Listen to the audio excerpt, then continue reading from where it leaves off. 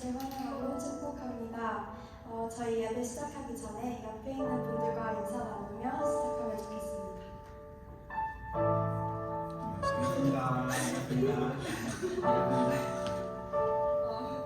저희 일어나서 What a Beautiful Name 찬양했으면 좋겠습니다.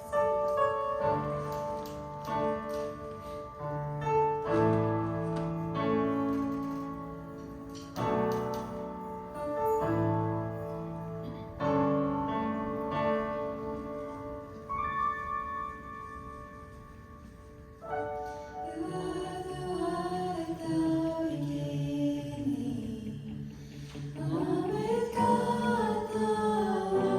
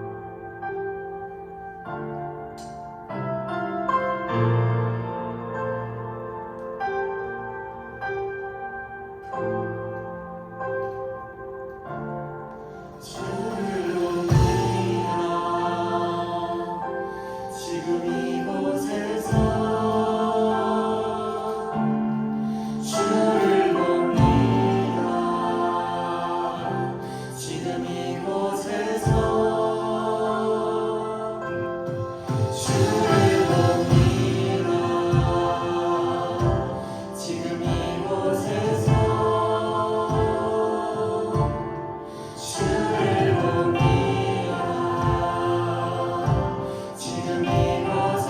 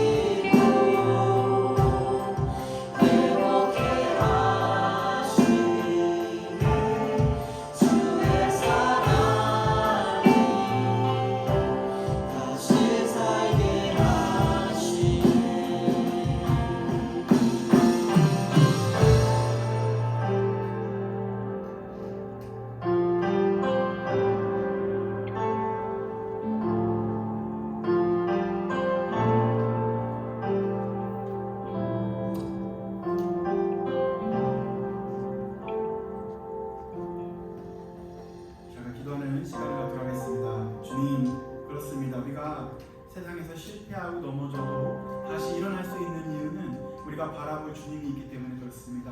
이 시간에도 주님, 우리가 주님을 바라보기 원합니다. 뿐만 아니라 우리가 주님을 바라보기 원하거나 주님께서는 그 전부터 우리에게 축복하심을 우리가 보게 됩니다.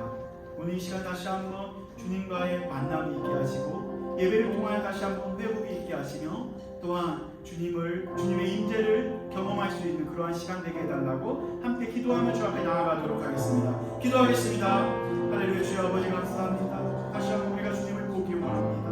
나의 시선이 주 앞에 고정되기 원합니다. 세상은 나의 눈을 흐리게 하고 다른 곳을 바라보게 하며 또한 하나님 우리가 잘못된 길로 갈 수 있도록 우리를 아버지 유혹하기 원하고 넘어뜨리기도 합니다. 그러나 이 시간 다시 한번 주님께 주시는 아버지의 그 말씀을 붙잡고 주님께 주시는 그 하나님 위로를 다시 한번 우리가 경험하고 주의 인자하심을 우리가 또한 경험하며 다시 한번 주님을 따라가며 또한 주님을 찾아가며 주님께 고정된 시선으로 주와 함께 걸어가기 원합니다. 이 시간 다시 한번 주님 인자하여 주시옵소서. 역사하여 주시옵소서.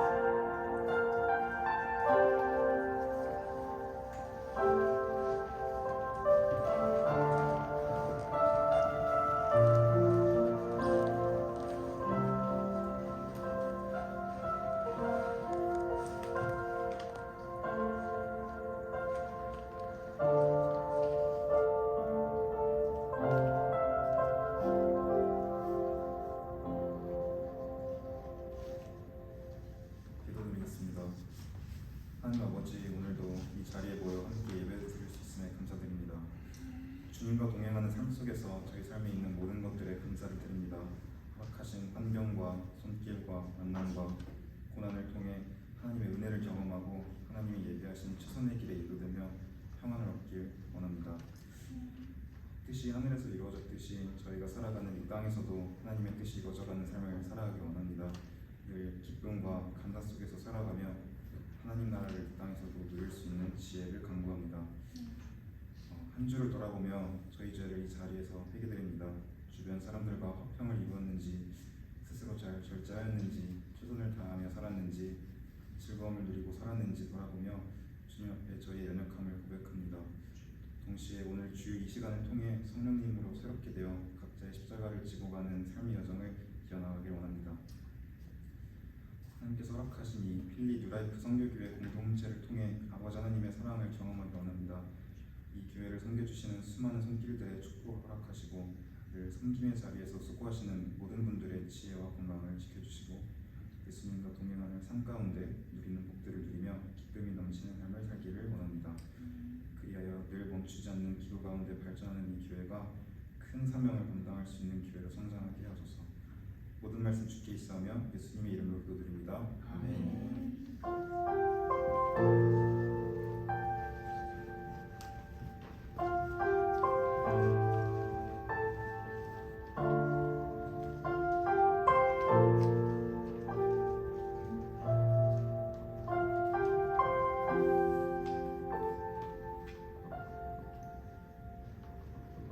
찬송가 주 하나님 지으신 모든 세계 찬송가 79장 우리 함께 찬양하도록 하겠습니다.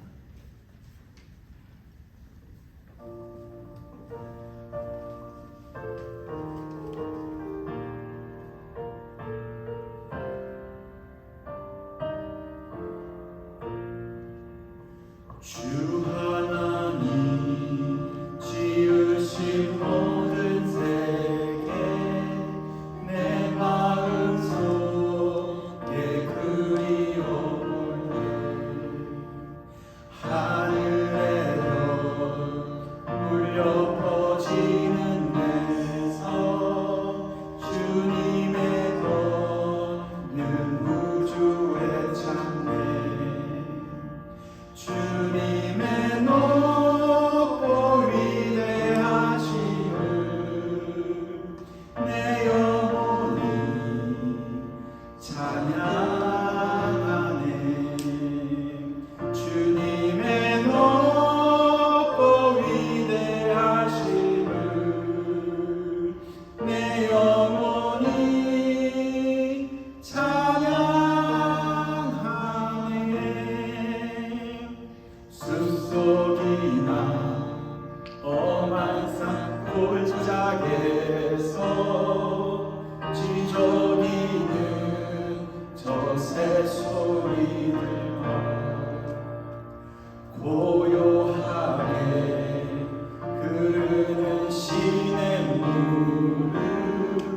주님의 솜씨 노래하고 주님의 높고 주님의 높고 위대하심을 내 영혼이 찬양하네. 주님의 높고 위대하심을 내 영혼이 찬양하네. 주 하나님 독생자 아낌없이 우리를 위해 보내주셨네. 십자가에 피 흘려 죽으신 주 내 모든 죄를 구속하셨네. 주님의 높고 위대하심을 내 영혼이 찬양하네. 주님의 높고 위대하심을 내 영혼이 찬양하네.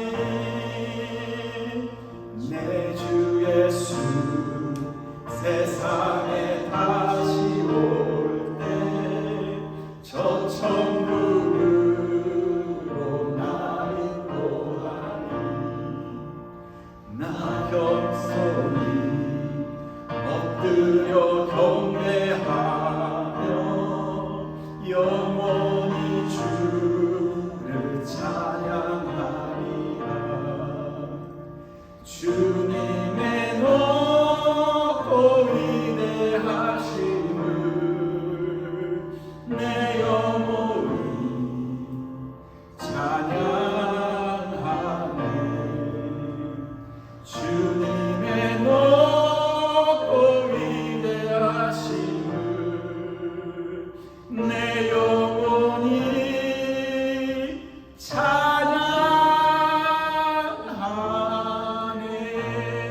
찬양하네. 아멘. 우리 하나님을 경외하는 마음으로 함께 성경 봉독하도록 하겠습니다. 오늘 보신 말씀은 출애굽기 1장 14절부터 22절까지의 말씀입니다. 출애굽기 1장 14절부터 22절까지의 말씀입니다.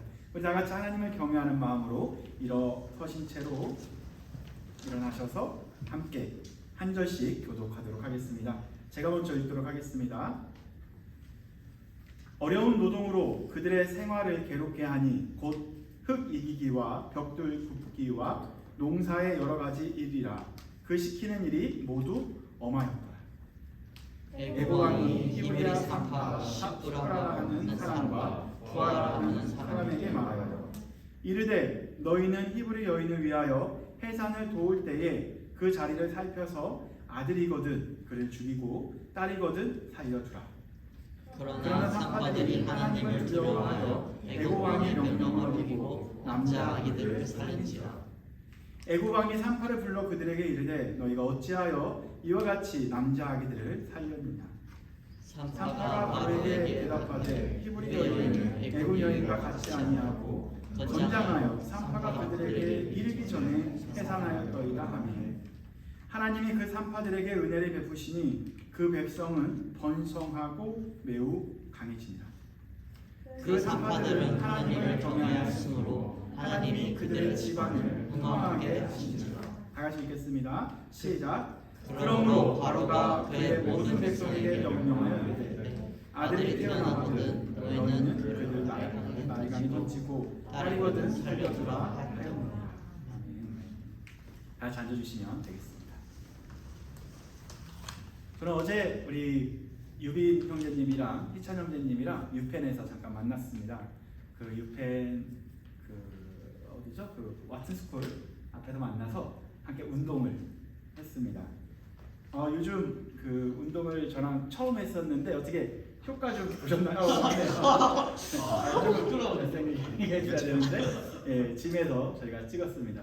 이때 가슴 운동 끝내놓고 그래도 한번 이렇게 좀 더 멋지게 한번 찍어봤습니다. 어제 고립 운동 했는데 조금 고립이 좀 느껴지는지 모르겠네요. 근데 차 타고 오면서 원래 가슴 운동했으면 가슴이 뻐근해야 되거든요. 그런데 허리가 뻐근하다고 하더라고요. 그래서 운동을 제대로 못했나 보다 싶어서 다음번에 다시 한번 제대로 해야 되지 않을까 생각을 해보게 되었습니다. 근데 어제 같이 저희가 나눴었던 것 중에 하나가 대부분 습관이 바벨을 올릴 때 힘을 주더라고요. 바벨을 올릴 때. 그러나 어제 배운 것은 바벨을 올릴 때 힘 주는 게 아니고 바벨이 언제 힘 준다고요? 내려올 때 힘을 줘야 한다. 그래야 고립 운동이 잘 된다라는 것을 어제 배우고 실천해봤습니다. 만약 우리가 이렇게 매일같이 꾸준히 운동하고 또한 잘 먹고 그리고 잘 쉬기만 하면 어떻게 될까요? 몸이 엄청 좋아집니다.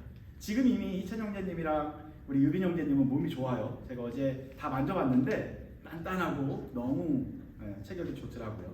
이미 좋지만 만약에 이대로 매일 빠지지 않고 운동한다면 10년이 지나고 20년이 지나면 김종국보다 훨씬 더 몸이 좋아지지 않을까 기대를 해보기도 합니다. 우리 함께 응원하면 좋겠어요. 여기 계신 모든 분들이 쉬지 않고 운동하시고 잘 쉬시고 잘 드시면 건강해집니다. 처음에 제가 미국에 짐에 놀러 갔었을 때 다른 사람들을 봤거든요. 그런데 저보다 한 2배가 크더라고요. 우리 형님들 그 근육이 어마어마해요. 그래서 내가 잘못 왔다 라는 생각을 했었는데 혼자 바벨을 이렇게 올리면서 무슨 생각을 했냐면 저들은 어렸을 때부터 먹는 게 달라서 그럴 거야 하면서 제 자신을 위로하기도 했죠. 미국 사람들이 근육이 크더라고요. 왜 그런지 아직도 잘 모르겠지만 잘 먹어서 또한 잘 쉬고 그리고 어렸을 때부터 영양 보충이 잘 돼서 몸이 크지 않나라는 생각을 해봤습니다. 오늘 본문에 등장하는 이스라엘 백성들이 오늘 굉장히 건강하다라고 우리에게 소개되고 있습니다. 그들은 몸도 건강해지고 또한 수적으로도 많아지면서 매우 강력한 하나의 세력이 되었습니다. 그들은 어디에 살았었냐면요, 이집트에서도 그 상부 이집트, 즉 고센 땅에서 살아왔습니다. 그 당시 이집트 지도로 여러분들 빨리 지나갔으면 하는 마음이 있었을 거예요. 드디어 지났습니다. 저도 얼굴 조금 이렇게 필터 좀 쓸 걸. 네. 그래서 어쨌든 이게 이집트가 쭉 애굽이 이집트인데요, 쭉 있는데 고센이라는 곳은 지중해 바로 아래 고센이라는 곳이 있습니다. 그 도시가 사실 그때 당시에 가장 살기 좋은 도시입니다. 왜 그럴까요? 그때는 우리처럼 이렇게 산업이 발달되어 있는 그러한 시대가 아니었고 어떤 땅이 가장 비옥하고 좋은 땅이라고 느껴졌을까요? 농사하기 좋은 땅, 그죠? 거기서 곡식이 자라야만이 잘 먹고 잘 쉴 수 있었습니다. 이 고센 지역이 사실 그 파란색 3개 줄로 연결되어 있어서 밑으로 내려가는 거 있죠. 여기가 바로 나일강인데요. 이 나일강이 사실 북쪽에서 남쪽으로 가는 게 아니고 여기를 거꾸로 남쪽에서 또 북쪽으로 흐릅니다. 그래서 어마어마하게 빠르게 그 뭐라고 하죠? 그 강의 흐름이 엄청 빠르게 가다가 고센 지역 정도 오게 되면 잠잠해집니다. 그래서 이 고센 지역이 농사하기 제일 좋은 땅입니다. 이곳에 누가 살았다고요? 바로 요셉의 야곱의 자녀들이 살면서 이 지역에서 정착합니다. 사실 이 땅은 누구의 땅이에요? 이집트의 땅입니다. 그러나 이스라엘 백성들이 고센 지역, 지금 한국으로 말하게 되면 강남이라는 그런 굉장히 살기 좋은 지역에 정착을 해버리게 된 거죠. 작은 도시였지만 이곳에서 이스라엘 백성들이 모여서 살았습니다. 비옥하기 살기 좋은 그 땅에서 먹고 자고 운동하고 하다 보니까 그들이 건강해졌을까요? 아니면 건강하지 않았을까요? 매우 건강해졌습니다. 매우 강해졌습니다. 그리고 사람들도 더욱더 많아졌습니다. 이스라엘 백성들의 입장에서는 큰 축복이었습니다. 그러나 이집트 사람들의 눈에서는 이들이 어떻게 보였을까요? 이들이 위협적으로 느껴졌다라는 거죠. 점점 그들이 강해지면 강해질수록 혹시 이들이 우리를 공격하지 않을까 생각하며 두려워하기도 합니다. 창세기가 끝나고 출애굽기 오늘이 시작이 되는데요. 저희는 출애굽기 강해를 계속 시작할 건데요. 출애굽기 50장 22절에 이렇게 나와 있습니다. 다 같이 읽어보겠습니다. 시작. 요셉이 그의 아버지의 가족과 함께 애굽에 거주하여 110세를 살며, 요셉이 누구와 함께? 그의 아버지는 누구예요? 야곱이에요. 야곱의 자녀들과 함께 가족들이 다 같이 어디로 온 거예요? 고센 땅에 와서 그곳에서 정착하며 살아갑니다. 이방 땅에서 이민자로 살아가기 시작을 하는 거죠. 그런데 시간이 지나면서 그들이 어떻게 되었을까요? 시간이 지나니까 출애굽기로 바뀌었습니다. 출애굽기 1장 7절에 이렇게 나와 있습니다. 한번 다 같이 읽어보겠습니다. 시작. 이스라엘 자손은 생육하고 불어나 번성하고 매우 강하여 온 땅에 가득하게 되었더라. 이스라엘 자손은 어떻게 됐다고요? 생육하고 불어나며 번성하고 또 매우 강하다. 예, 이스라엘 백성들을 매우 강하게 봤습니다. 이렇게 매우 강하여 어디에? 온 땅에, 사실 고센 땅에 가득했는데 좀 강조한 거죠. 온 땅에 가득하더라. 누가? 이스라엘 백성들, 야곱의 자손들이 이렇게 많아졌다라고 보게 됩니다. 이렇게 이스라엘 자손은 생육하고 불어나 번성하여 온 땅에 가득하게 되었는데 8절에 보게 되면 한 이집트의 왕이 소개가 됩니다. 그 왕이 드디어 애굽의 왕이 되는 거죠. 그 애굽의 왕을 다들 이제 파라오라고 합니다. 왕을 파라오라고 해요. 바로가 바로 왕. 그게 바로를 무조건 다 왕이라고 하는 거예요. 이집트에서는. 그래서 8절에 보게 되면 이렇게 나옵니다. 한번 읽어볼까요? 요셉을 알지 못하는 새 왕이 일어나 애굽을 다스리더니, 어떻게 된대요? 요셉을 알지 못하는 새 왕이 이집트의 왕이 됩니다. 그러나 원래 요셉은 그 이집트의 어떤 직책이었었죠? 총리였어요. 원래 이 요셉은 이민자였고 이방인이었지만 위기에 있는 이집트를 구해준 영웅과 같은 사람입니다. 기근으로 이집트가 망할 뻔했는데 하나님의 도우심으로 요셉은 바로 형통의 복을 받아서 가족들도 복받게 했고 그 나라까지도 복받게 하는 역할을 해줬었던 사람이, 영웅과 같은 사람이 바로 누구였었다고요? 요셉이었던 거죠. 하나님께서는 요셉과 함께 하셔서 그에게 복을 주셨고 가족에게도 복을 주셨고 또한 나라 전체까지 부강하게 하셨습니다. 요셉은 누구였었냐면 바로 하나님의 사람이었던 거죠. 그는 하나님을 경외했었고 하나님께 예배했었고 하나님을 붙잡는 그러한 사람이었습니다. 하지만 시간이 흐르면서 이집트는 더욱더 강해졌고 더 이상 요셉을 필요로 하지 않았습니다. 요셉만 필요로 하지 않았던 것이 아니라 요셉과 함께 하신 하나님이 애굽에게는, 이집트에게는 필요하지 않았던 거죠. 왜냐하면 하나님보다 더 크게 보이는 돈이 그들에게 있었고요. 더 크게 느껴지는 군대들이 그들에게 있었기 때문에 더 이상 하나님은 그들에게 중요한 존재가 아니었었습니다. 그들은 나라가 이미 부강해졌기 때문에 그 하나님이라는 신이 자신들의 삶에 영향을 미치는 것조차 원치 않았던 거죠. 그래서 그들은 어떤 걸 결단하냐면요, 이제 요셉과 관계를 끊어버리자. 이게 8절 말씀이에요. 알지 못하다라는 뜻은 바로 뭐냐면요, 하나만 더 내려볼까요? 이게 야다예요. 야다. 이거 잘못 나왔네요. 제가 잘못 썼어요. 이거 아니고요. 위로 올려주세요. 이거 이따 나와야 되는 건데 제가 컨트롤 C, 컨트롤 V 잘못했는데요. 여기서 보게 되면 아닙니다. 8절을 해주셔야 돼요. 네, 잠깐만요. 네, 여기서 보게 되면 그 한 절만 내려주시겠어요? 안 나오나요? 위에 올려주세요. 그럼. 여기서 알지 못하다라는 뜻이 알다라는 뜻이 야다예요. 야다. 거기다가 로를 붙입니다. 그러니까 알지 못한다라는 것이 인식적으로 알지 못한다라는 것이 아니라 쉽게 말해서 요셉과 새 왕은 관계를 끊어버리고 싶다라는 표현인 거예요. 더 이상 알고 싶지 않다. 더 이상 관계하고 싶지 않다. 이젠 여기서 너와 나는 끝이야 라고 선을 긋는다라는 거죠. 다시 말해 요셉과 관계를 끊는다라는 것은 나는 하나님과의 관계를 끊기 원한다 라는 선택을 해버린 거죠. 하나님과의 관계를 끊어버리고 본인이 왕이 돼버립니다.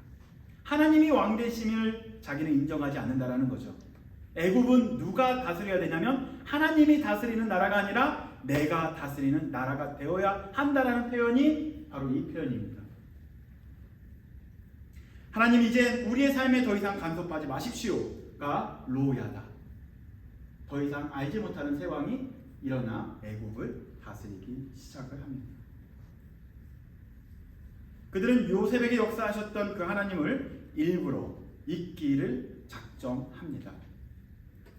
세상은 그렇습니다. 자신에게 이익을 줄 때는 옆에 두려고 합니다. 하지만 자신에게 손해가 된다고 느껴지거나 위협이 된다고 느껴지고 부담이 된다고 느껴지면 곧바로 그들과 거리를 두고 단절을 하는 게 세상의 원리입니다.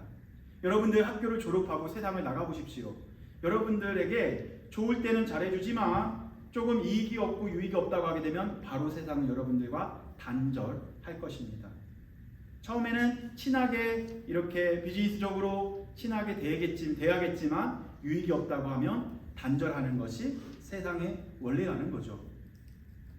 이 원리를 적용해 이집트 왕은 이제 이스라엘과 관계를 끊을 뿐만 아니라 그들을 억압하는 전략으로 바꿉니다. 그들의 선택한 그 방법은 얼마나 참담하고 비인간적이었는지 우리가 본문을 보게 되면 자세히 볼 수 있습니다. 이렇게 참담하고 비인간적인 방식으로 이스라엘 백성을 제거하려고 계획을 짭니다. 그들이 어떤 계획을 짰는지 또한 어떠한 방법을 취했는지 하나씩 살펴보겠습니다. 이 새롭게 등극한 이집트의 왕은 무작정 이스라엘 백성을 억압하지 않았습니다. 제일 먼저 했었던 것은 명분을 만들기 시작을 합니다. 그 명분이 9절부터 10절에 나와 있는데요. 9절을 보도록 하겠습니다. 9절 다 같이 읽어볼까요? 시작. 그가 그 백성에게 이르되 이 백성 이스라엘 자손이 우리보다 많고 강하도다. 뭐래요? 이제 새로 등극한 그 왕이 명분을 찾기 시작을 하는 거예요. 이스라엘 백성을 제거하려면 명분이 있어야겠죠. 어떤 명분을 택한 거예요? 백성들에게 말해준 거예요. 이 백성이 이스라엘 자손이 우리보다 많고 강하다라고 이야기를 합니다. 정말 많았을까요? 그러지 않죠. 고센 땅, 그 도시에 모여 살고 있었던 그들은 조금조그만하게 모여 살았는데 이들이 볼 때는 상대적으로 계속 늘어나기 때문에 우리보다 더 강하고 많다라고 이야기를 합니다. 그래서 10절 말씀을 한번 볼까요? 10절에 이렇게 나오죠. 다 같이 읽어보겠습니다. 시작. 자, 우리가 그들에게 대하여 지혜롭게 하자. 두렵건대 그들이 더 많게 되면 전쟁이 일어날 때에 우리 대적과 합하여 우리와 싸우고 이 땅에서 나갈까 하노라 하고. 뭐래요? 그들이 많아지게 되면 어떻게 할 거래요? 그들이 우리가 전쟁이 일어났을 때 우리를 배신해서 우리 적군 그 대적과 합해서 우리와 싸우고 우리를 몰아내고 그들은 이 땅에서 나갈까 한다. 우리를 배신할 것이다 라고 이야기를 하는 거예요. 누가 누구에게? 이스라엘의 왕이 이스라엘 백성들에게. 그럼 동요가 될까요? 되지 않을까요? 흔들릴까요? 흔들리지 않을까요? 백성들은 흔들릴 수밖에 없는 거죠. 이렇게 이스라엘의 왕은 자기의 왕권을 유지하고 지키기 위해 백성들을 혼란에 빠뜨리고 백성들의 힘을 얻고 이스라엘 백성을 억압하기 시작을 합니다. 정리하면 세 가지죠. 첫 번째가 뭐였어요? 이스라엘 백성들이 우리보다 강하다라고 주장하고, 두 번째 주장은 그들은 언젠간 우리를 배신할 것이다. 세 번째 주장은 결국 그들은 우리를 이 땅에서 몰아낼 것이다 라고 왕이 이스라엘 백성들에게 말합니다. 어쩌면 이것은 왕이 거짓말한 거지 않을까요? 세상은 그렇습니다. 이렇게 거짓말도 하는 게 세상의 원리인 거죠. 거짓말을 통해서 자기가 이익을 얻는다면 그 거짓말도 서슴지 않게 하는 것이 세상의 원리입니다. 당시 이스라엘 백성들은 이집트를 몰아낼 계획을 세우지 않았습니다. 그들은 애굽 땅에서 평범하게 성실하게 살고 있었던 그냥 농민이었고 목자였었습니다. 사진 하나만 아까 봤던 거 다시 볼까요? 이 고센 작은 땅에서 살고 있었던 이스라엘 백성들이 어떻게 애굽 사람들을 몰아낼 수 있었겠습니까? 이 거대한 이집트를 감히 몰아낼 생각을 할 수도 없었습니다. 무기도 없었습니다. 힘도 없었습니다. 그러나 세상의 왕은 이렇게 상식적이지 않는 것을 위기로 포장해서 자기의 뜻을 정당화하려는 것이 세상입니다. 이렇게 이집트의 왕은 아무 근거 없이 두려움으로 명분을 만듭니다. 그리고 군중들을 설득하고 억압으로 합리화하는 거죠. 이게 마치 예수님을 죽인 바로 종교 지도자들의 행태와 동일한 방식이었습니다. 위협이라는 프레임을 만들어서 사람을 억누르고 제거하려는 논리를 세운 거죠. 이렇게 세상은 우리가 생각하는 것보다 더 많이 악합니다. 그래서 우리를 넘어뜨리려고 이 세상은요, 중간중간에 올모를 많이 놓기도 합니다. 여기서 끝난 것이 아니죠. 명분을 얻은 그 이집트의 왕은 구체적으로 이스라엘 백성들을 제거하려고 합니다. 어떻게 했는지 조금 더 보도록 하겠습니다. 이집트의 왕이 선택한 첫 번째 전략은요, 이스라엘 백성을 괴롭히는 방식입니다. 그 당시 여기서 보시게 되면 고센 지역에 람셋이라는 도시가 있었죠. 그 아래 어떤 도시가 있어요? 비돔이라는 도시가 있습니다. 이 도시를 국고성으로 만들자라고 말합니다. 국고성이 바로 뭐냐면요, 그 나라의 양식 그리고 그런 식량들을 보관해야 되는 그러한 그 패스를 말하는 게 국고성입니다. 그러한 창고를 만들기 위해서 람셋과 비둠의 도시에 그런 게 국고성을 만들자라고 말합니다. 그래서 이 국고성을 만드는 노동자를 고센에 있는 이스라엘 백성들을 다 동원시켜서 그 일을 하자라고 말을 하게 됩니다. 이 도시는 단순한 창고가 아니고 경제적 기반, 그러니까 이집트를 더욱더 크게 강하게 만들고자 하려는 그 속임수가 그 머릿속에 있었던 거죠. 이 건축에 이스라엘 백성들이 동원된 것입니다. 그래서 11절 말씀을 한번 다 같이 읽어볼까요? 11절 말씀 읽어보도록 하겠습니다. 시작! 감독들을 그들 위에 세우고 그들에게 무거운 짐을 지워 괴롭게 하여 그들에게 바로를 위하여 국고성 비돔과 람셋을 건축하게 하니라. 누구를 위하여? 바로를 위하여, 그 이집트의 왕을 위하여 국고성을 만드는데 누구를 수단화시킨 거예요? 이스라엘 백성들을 동원시키자라고 말합니다.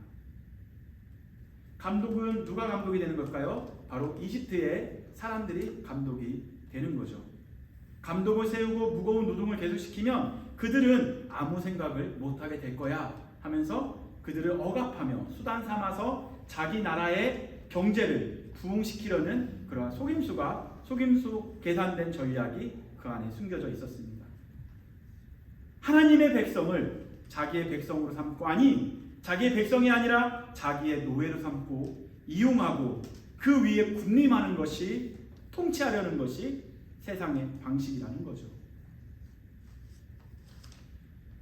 세상은요, 우리가 기독교인이지만 우리를 노예화시키고 수단화시키려고 엄청 노력을 할 것입니다.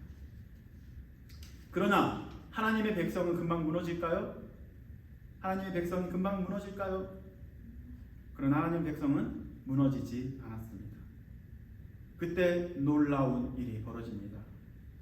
그러나로 바뀌게 되죠. 그러나 억압하면 억압할수록, 힘들게 하면 힘들게 할수록 하나님의 백성은 어떻게 될까요? 세상이 여러분들을 강하게 억누르고 억누르면 여러분들은 바벨의 무게가 늘어나면 늘어날수록 어제 깔릴 뻔했죠. 무게가 늘어나면 늘어날수록 우리는 깔릴까요? 아니죠. 근육이 더 생기겠죠. 이와 같이 12절을 보도록 하겠습니다. 12절 시작. 감독들을 그들 위에 세우고 그들에게 무거운 짐을 지워 괴롭게 하여 이거는 11절이고 12절 말씀 보도록 하겠습니다. 한 번만 더 제가 읽어드릴게요. 12절에 이렇게 나와 있습니다. 그러나 학대를 받을수록 더욱 번성하여 퍼져나가니 다시요. 그러나 학대를 받을수록 어떻게 한대요? 더욱 번성합니다. 그리고 더욱더 확대되고 퍼져나가기 시작을 하는 거죠. 이스라엘 백성들이 근심해야 되는데 오히려 애굽 사람이 이스라엘 자손으로 말미암아 근심하여로 12절에 연결이 됩니다. 이 그러나라는 이 한 단어가 모든 흐름을 뒤바꿔 버리게 하죠. 세상의 왕은 억압으로 그 힘으로 멈추게 하려고 했지만 하나님의 백성들은 꺾이지 않고 오히려 더욱더 번성하며 더욱더 강하게 됩니다. 이것이 세상의 힘이 아니고 하나님의 힘이라는 거죠. 세상의 힘과 하나님의 힘이 충돌하면 세상이 이기는 것 같지만 결국은 하나님의 힘이 이기게 됩니다. 세상의 계획과 하나님의 계획이 충돌할 때 세상의 계획이 이길 것처럼 보이지만 궁극적으로 결론적으로는 하나님의 계획이 이기게 됩니다. 이러한 억압 속에서도 그들은 자라나고 고통 속에서도 번성하는 백성이 된다는 거죠. 여기서 끝났으면 설교가 끝났을 텐데 그러나 계속 티격태격 하더라고요. 티키타카가 계속 이루어집니다. 하지만 세상 역시 쉽게 물러나지 않습니다. 이스라엘 백성이 번성하자 세상의 방식을 조금 더 업그레이드 시킵니다. 어떻게 업그레이드 시켰을까요? 바벨의 무게에 조금 더 무거운 거를 더 올린 거죠. 이스라엘 백성이 번성하자 이번에 노동을 더욱더 가혹하게 하고요. 그들의 삶까지, 그들의 생활까지도 침투해서 생활을 파괴해버리는 전략으로 바꿉니다. 13절은 제가 읽고 14절 한번 읽어보도록 하겠습니다. 이스라엘 자손에게 이를 엄하게 시켜 14절 말씀 읽어볼까요? 시작. 어려운 노동으로 그들의 생활을 괴롭게 하니 곧 흙 이기기와 벽돌 굽기와 농사의 여러 가지 일이니라. 그 시키는 일이 모두 엄하였더라. 다시 말해 처음에는 그들이 했었던 일들은 람색과 비두메의 국고성만 이렇게 일을 했었는데 더 번성하니까 어떻게 한 거예요? 이제 일을 더 많이 시킨 거예요. 야근까지 시켜버린 거죠. 6시 땡 되면 가는 것이 아니라 너 12시까지 일해. 그러니까 생활이 엉망이 되어버립니다. 가정은 돌볼 수 없고 아기들은 태어나는데 더 이상 아기들을 잘 돌볼 수 없는 것까지 생활을 괴롭게 하기 시작을 하는 거죠. 그래서 흙 이기는 거, 벽돌 굽는 거, 농사의 여러 가지 일을 다 시켜버립니다. 안 하게 되면 어떻게 된다고요? 때리고 그리고요 엄하게 그들을 관리하기 시작을 합니다.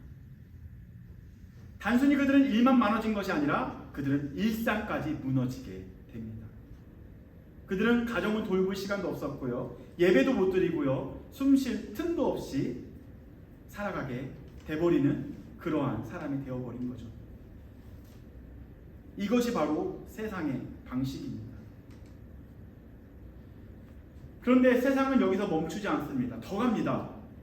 이젠 그들은 육체의 고통을 넘어 그리고 정신적, 정서적인 고통을 넘어 사람의 생명의 그 자체의 위협을 가하는 극단적인 선택으로도 나아갑니다. 어떻게 했는지 조금 더 보도록 하겠습니다. 그들의 악함이 어디까지 내려갈 수 있는지를 보여주는 장면이 15절과 16절에 나오는데요. 이 15절과 16절을 보면 여러분들이 눈물이 나올 수밖에 없습니다. 그들은 어떠한 선택을 했냐면요. 그렇게 생활을 파괴시키고 맨 마지막에 방법, 세상의 방법을 보도록 하겠습니다. 15절 제가 읽을게요. 애굽 왕이 히브리 산파는 이스라엘 백성들을 말하는 거예요. 그 아기를 도와주는 산파를 얘기합니다. 이스라엘의 산파, 히브리 산파 십브라라 하는 사람과 또 부하라 하는 사람에게 말합니다. 어떤 명령을 왕이 했는지 직접 말했는지 보도록 할게요. 이방인인 이 사람에게 이렇게 명령한다라는 거죠. 이민자인 이, 힘없는 이 명령을 지키지 않으면 추방당하고 죽임을 당할 수밖에 없는 이 산파에게 뭘 명령했는지를 보도록 하겠습니다. 시작. 이르되 너희는 히브리의 여인을 위하여 태산을 도울 때에 그 자리를 살펴서 아들이거든 이때 우리 태어났으면 남자들 여기 다 못 앉아 있었을 거예요. 그죠? 그렇겠죠? 그래도 자매분들은 살아날 수도 있었을 것 같아요. 그죠? 딸이면 살았을 거고 아들이면 죽었을 수 있는 그 운명의 장난과 같이 이렇게 명령합니다. 이집트의 왕은 이스라엘 사람인 히브리 산파를 이용해서 남자아이가 태어나자마자 죽이도록 명령합니다. 이거는 자신들의 기득권을 지키기 위해서 가장 악한 결심을 한 거죠. 그리고 가장 약한 존재인 그 아이들의 생명을 제거하려는 계획까지 꾸민 거죠. 그것도 출산을 돕고 생명을 살리는 그러한 산파들을 통해서 살리지 말고 죽이라고 명령을 합니다. 이게 세상의 원리라는 거예요. 세상의 왕은 자기에게 불이익이 되면 이렇게 제거하는 것이 세상의 원리인 거죠. 자신의 안위를 위하여, 자기의 기득권을 위하여 한 생명을 희생시키는 것, 그것이 바로 세상이 사용하는 방식입니다. 세상은 늘 약한 자를 먼저 짓밟고요, 침묵시키고요, 제거하고요, 없애려고 합니다. 그러나 여기서 끝나지 않습니다. 하나님의 반전이 기다려지고 있습니다. 하나님의 반전은 하나님의 사람들을 통해 그 생명을 지키고 또한 그 생명을 살리기 시작을 합니다. 지금까지의 세상의 계획이 있었다면 이제 하나님의 계획이 어떻게 이루어지는지 조금 더 보도록 하겠습니다. 세상의 계획이 치밀하고 악하고 강력하다고 할지라도 하나님의 계획은 그것보다 더 치밀하고 그리고 선하고 더 강력합니다. 하나님의 계획은 사람의 계획보다 더 위에 있습니다.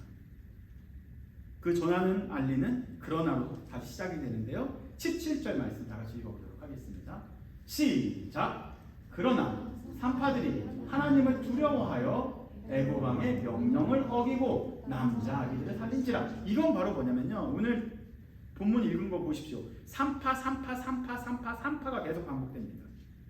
제가 1장을 읽었을 때 지금까지 한 번도 제가 한국에 있었을 때는 산파라는 단어가 제 눈에 들어오지 않았어요. 그런데 이민자가 오고 나서부터 산파가 제 마음을 이렇게 움직이고 있더라고요. 산파는 그때 당시 이민자 1세 사람들이 와서 돕는 역할을 했었던 거예요. 그 산파들이 누굴 두려워했었다고요? 하나님을 두려워했었던 거예요. 이 두려워하다가 아까 예레라는 단어인데 이 예레라는 것은 두렵다 혹은 경외하다라고 바꿀 수 있었던 거예요. 그 산파들은 누굴 경외하고 있었다고요? 하나님을 경외했었기 때문에 바로 이집트의 왕이 두렵지 않았던 거예요. 하나님을 예레하니까 세상의 왕은 로 예레할 수 있었던 거예요.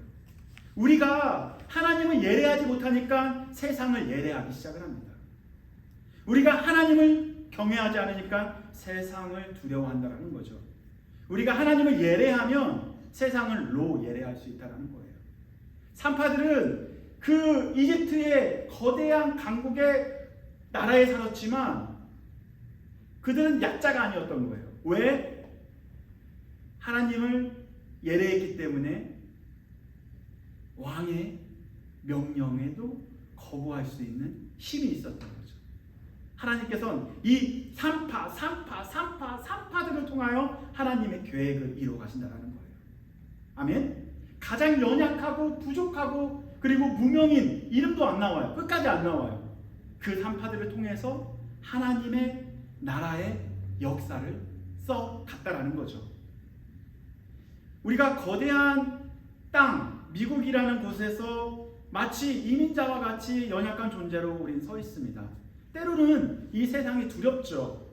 언제 우리가 뭐라고 표현할까요? 어쨌든 우리 약자잖아요. 소수민족이고 이러한 미국 땅에 살면서 우리는 이 세상의 이 모든 것을 두려워할 수밖에 없는 연약한 존재라는 거예요.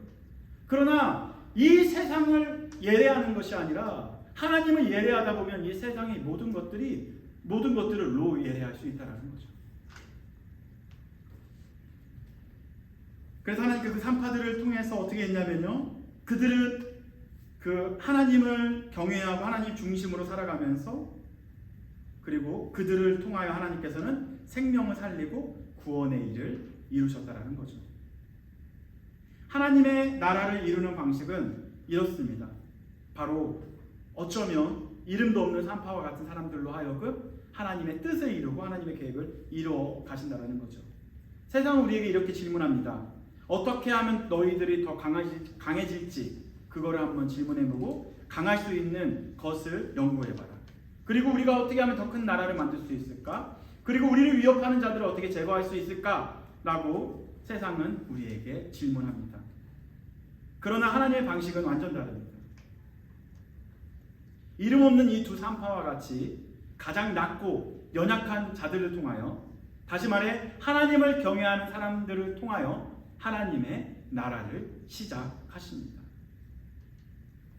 이 시대를 살아가고 있는 여러분들에게 감히 도전 드리고 싶습니다. 우리는 어떻게 하면 세상에서 성공할 것인가, 이 땅에서 더 높아질 수 있을 것인가를 고민하기보다는 어떻게 하면 세상을 예배하지 않고 하나님을 경외하는 사람이 될 수 있을 것인가, 이에 대한 고민이 먼저 되어야 한다는 거죠. 왕이 되려고 발버둥 치는 우리의 삶이 아니라 하나님을 두려워하는 우리의 삶이 되어야 합니다. 만약에 우리가 왕이 되려는 발버둥이 있다면 궁극적으로 우리는 사람을 제거하려고 하겠죠. 그러나 우리가 하나님을 두려워하는 삶을 살다 보면 우리는 생명을 살리는 사람이 될 것입니다. 높아지려고 하는 인생보다 하나님 앞에 무릎 꿇는 인생이 더 복받은 인생입니다. 본문은 어떻게 마무리가 될까요? 20절과 21절에 우리의 결론이 나오게 됩니다. 20절 다 같이 읽어보겠습니다. 시작. 하나님이 그 산파들에게 은혜를 베푸시니 그 백성은 번성하고 매우 강해지니라. 아멘. 이거를 두 글자로 줄일 수 있죠. 뭐라고요? 은혜. 아멘. 나는 누구다? 나는 생명을 살리는 산파이다. 그죠? 생명을 죽이는 산파가 아니고 나는 생명을 살리는 산파이다. 그거를 다섯 글자로 줄일 수 있어요. 뭐라고 줄일 수 있을까요? 영어는 4글자예요. 한국어는 5글자. 그자로 시작해요. 한국어는. 그리고 영어로는 그자로 시작해요. 네. 뭐죠? 생명을 살리는 산파. 그지 아니에요? 영어로 해볼까요? 크리스천 맞습니다. 아니 스펠링이 더 많은데요? 그게 아니고 그런 뜻으로 말하는 건 아니고요. 네, 크리스천. 우리는 뭐라고요? 우리는 그리스도인입니다. 그리스도인은 뭐예요? 생명을 살리는 사람이 그리스도인이라는 거죠. 그리스도인은 세상의 가치를 따라다니는 사람이 아니고 하나님의 뜻을, 그리고 하나님의 계획을 이루는 사람, 그리고 하나님의 가치를, 성경의 가치를 따라가는 사람이 그리스도인입니다. 하나님을 경외하는 산파들에게 하나님의 은혜가 임합니다. 그리고 그 산파들로 하여금 그 백성들은 더욱더 번성하게 된다는 거죠. 여러분들이 가는 곳곳마다 여러분들이 정말로 생명을 살리는 산파의 역할을 한다면 유펜대학이 정말로 다시 한번 생명이 살아나고 번성하는 곳이 될 것이고요. 또한 여러분들이 살고 있는 가정, 그리고 여러분들이 살고 있는 도시, 그리고 이곳이 바로 생명이 더욱더 살아나고 하나님의 나라가 더욱더 확장될 것이라는 것을 여러분들이 믿으시면 됩니다. 그럼 우리가 정말로 산파가 되려면 누구의 말을 들어야 될까요? 누구를 바라봐야 할까요? 바로 하나님을 바라봐야 되고 하나님의 말씀을 들어야 합니다. 세상에 말하는 그러한 말을 듣는 것이 아니라 하나님께서 말씀하시는 그 말씀에 집중해야만 합니다. 그래야 생명을 살리는 산파의 역할을 할 수가 있습니다. 아멘. 네. 그리고 주님께서 큰 일을 하실 겁니다. 그래서 주가 일하심을 경험하는 일주일이 되기를 소망해 봅니다. 그래서 결단의 찬양은 주가 일하시네 그거 할 거거든요. 하기 전에 영어로 우리가 정리 한번 하고 그 다음에 기도하고 주가 일하시네 찬양하도록 하겠습니다.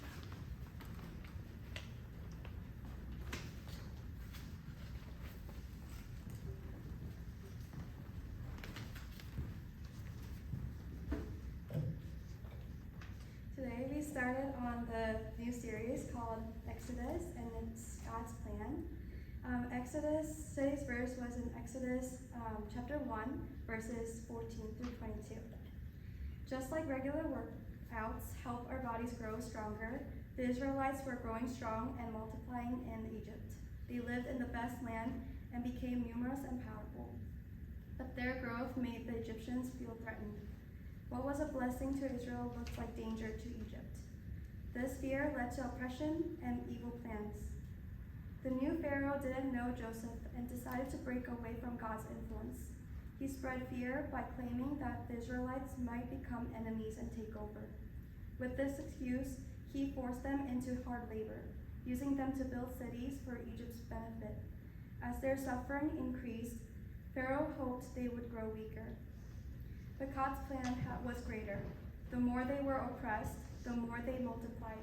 When Pharaoh ordered the killing of baby boys, 2 Hebrew midwives refused to obey. They feared God more than they feared the king. God used these humble women, not the powerful rulers, to save lives and carry out their purpose. In conclusion, God does not build his kingdom through pride or power, but through those who fear him. Just like the midwives, when we honor God more than the world, we become part of his plan to bring life and blessing. Whom will you fear, God or man?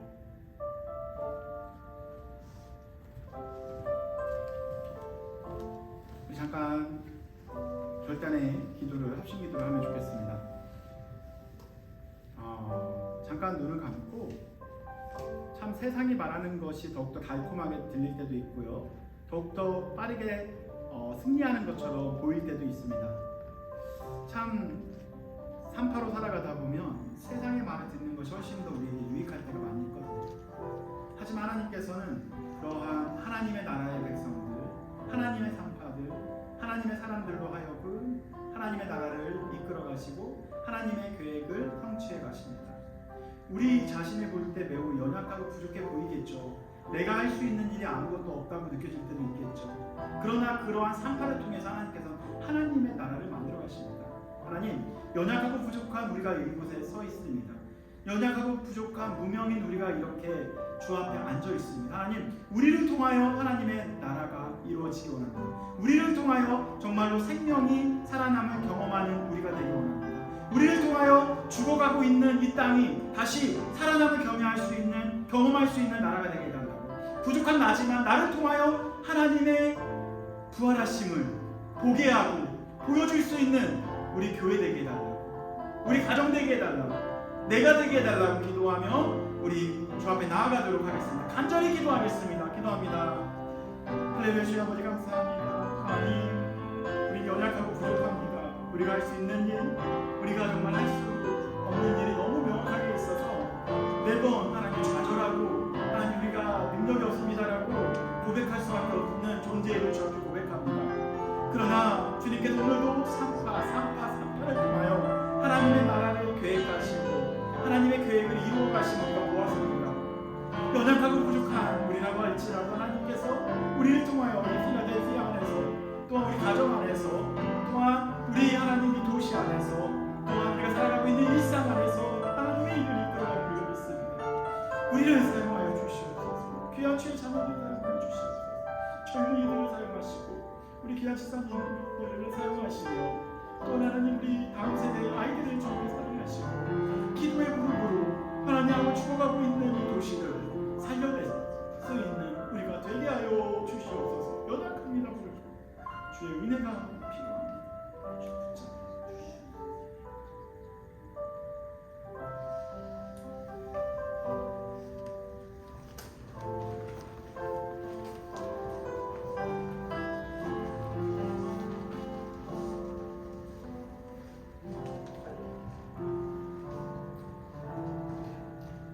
우리 주가 일하시네 우리 찬양하도록 하겠습니다.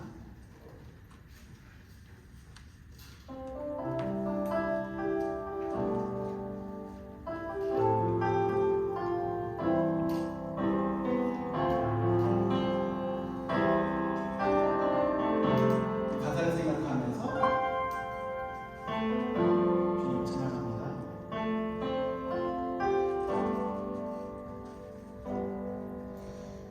저물어 갈 때 빈들에서 걸을 때 그때가 하나님의 때 내 힘으로 만들 내 힘으로 안 될 때 빈손으로 걸을 때 내가 고백해 여호와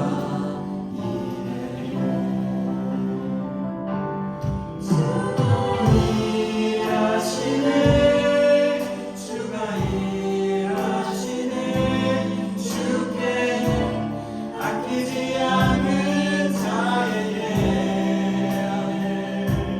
주가 일하시네 주가 일하시네 신뢰하며 걷는 자에게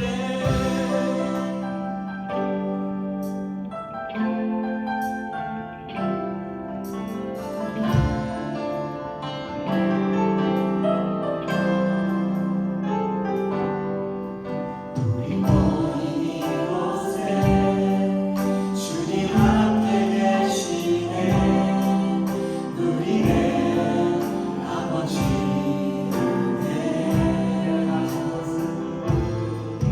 적은 것과 물고기 내 모든 것 드릴 때 모두 고백해 여호와 이레하네 주가 일하십니다 주가 일하시네 주가 일하시네 주께 아끼지 않는 자에게 아멘 주가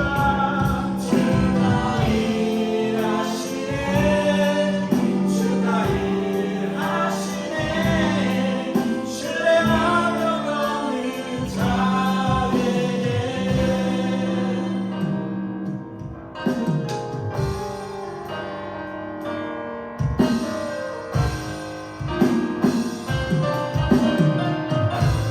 주가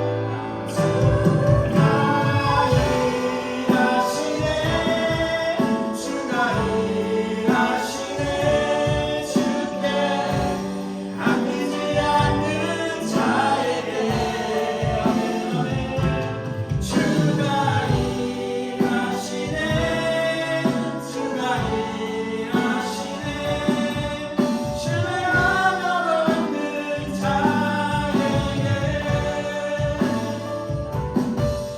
신뢰하며 걷는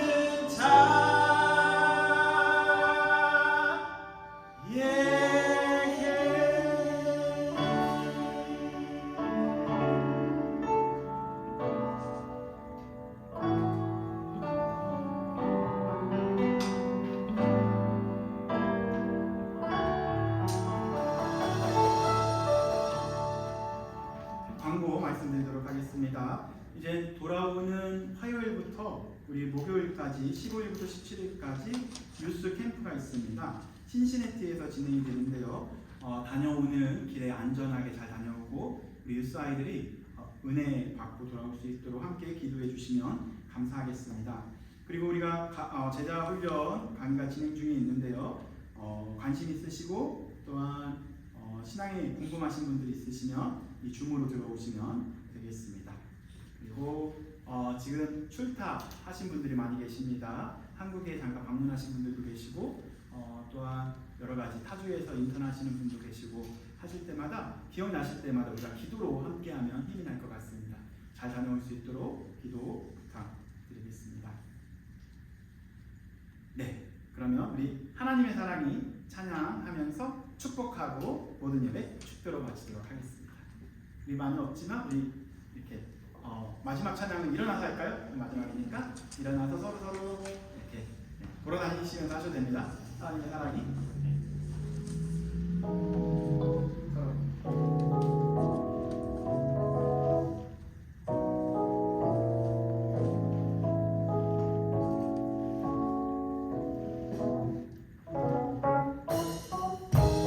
하나님의 사랑이 당신의 삶 가운데 가득하기를 축복합니다.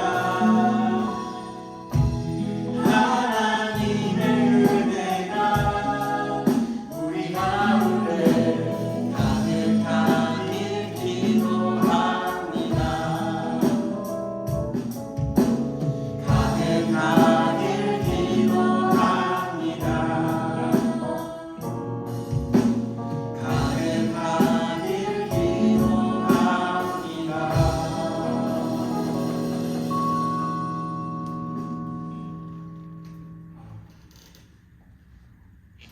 제가 아까 나가면서를 말씀드리지 않았습니다. 오늘 우리가 사는 이 세상이 얼마나 악하고 치밀하게 하나님의 백성을 억누르고 있는지 우리는 보았습니다. 그러나 우리는 그보다 더 크신 하나님이 이름 없는 사람들, 낮은 자들, 그러나 하나님을 경외하는 자들을 통해 하나님의 나라를 세워가심을 보았습니다. 하나님을 경외하는 작은 사람들을 통해 하나님의 나라가 세워졌습니다. 또한 그리고 세워져 가고 있습니다. 오늘 사랑하는 성도님들은 이 하나님의 부르심 앞에 어떠한 선택을 하시겠습니까? 세상의 명분 아래 숨으시겠습니까? 아니면 하나님의 뜻에 순종하시겠습니까? 이제는 세상 끝날까지 우리를 버리지 않고 죽기까지 사랑하시는 우리 주 예수 그리스도의 은혜와 무한하신 하나님의 지극하신 사랑과 성령의 감동 감화하심과 교통하심이 우리들 머리 위에 지금부터 영원까지 함께 있을지어다. 아멘.